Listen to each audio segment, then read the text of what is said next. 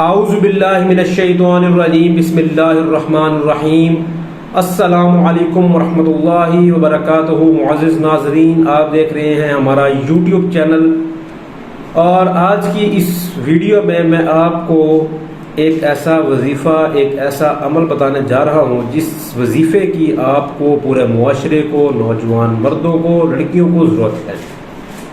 ہمارے اس معاشرے میں اسٹیٹس اور پیسے کا کردار اتنا ہو چکا ہے کہ اگر ہمارے بچے یا بچیاں کہیں کہ ہم نے پسند کی شادی کرنی ہے تو ہمارے گھر والے ان کو یوں دیکھتے ہیں، یا معاشرہ ان کو ایسی نظر سے دیکھتا ہے کہ شاید انہوں نے کوئی ایسی بات کر دی ہے جو غیر اسلامی ہے، غیر قانونی ہے، حالانکہ اسلام کا یہ شعار نہیں ہے۔ نبی علیہ الصلوۃ والسلام کا فرمان علی شان ہے کہ نکاح کو عام کرنا چاہیے اور زنا کو روکنا چاہیے۔ یہاں اگر کوئی ایسی گفتگو کرتا ہوا مل جائے جس میں وہ زنا کا تعارف و زنا کی کارگزاریاں بتا رہا ہو تو ہم بڑی توجہ سے سنتے ہیں، جبکہ ہمارے ہاں ہمارا ہی کوئی بچہ اٹھ کے یہ کہے کہ میں نے نکاح کرنا ہے پسند کی عورت سے، پسند کی مرد سے، تو ہم اس کو ایسی نگاہ سے دیکھتے ہیں شاید کہ بہت بڑا گناہ کبیرہ وہ اس نے کر دیا ہے۔ دراصل پسند کی شادی ہی اسلام میں ہوتی ہے۔ اگر پسند کی شادی نہ ہوتی ہو تو اسلام کبھی بھی یہ نہیں کہتا کہ مرد کی رائے پوچھی جائے یا عورت کی رائے پوچھی جائے۔ اگر دونوں کینڈیڈیٹ میں سے، دونوں امیدواران میں سے ایک بھی کہہ دے کہ میں نے اس شادی کے لیے، اس نکاح کے لیے راضی نہیں ہوں، تو نکاح تو ہو ہی نہیں سکتا۔ اس کا مطلب یہ ہے کہ اسلام میں اگر نکاح ہے تو وہ پسند کا نکاح ہی ہے۔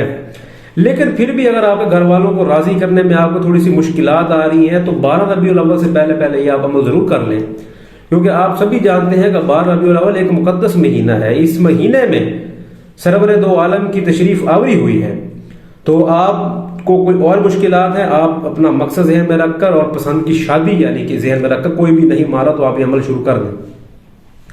اس عمل کے لیے آپ نے ہر روز نماز عشاء کے بعد 41 دفعہ درود ابراہیمی پڑھنا ہے۔ یاد رکھیں درود ابراہیمی وہ جس کے 2 حصے ہوتے ہیں۔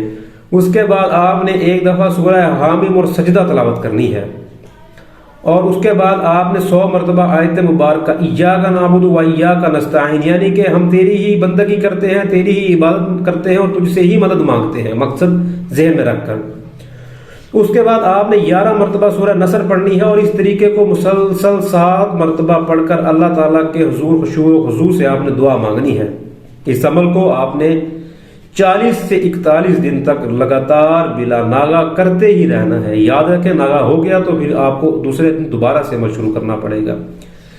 اللہ کے فضل و کرم سے اللہ کو یاد کر کے، مقصد ذہن میں رکھ کے یہ عمل کریں، انشاءاللہ تعالی العزیز پردہ غیب سے اللہ تعالیٰ آپ کے لیے کچھ نہ کچھ اس کے لیے جو ہے وہ حل نکال دیں گے۔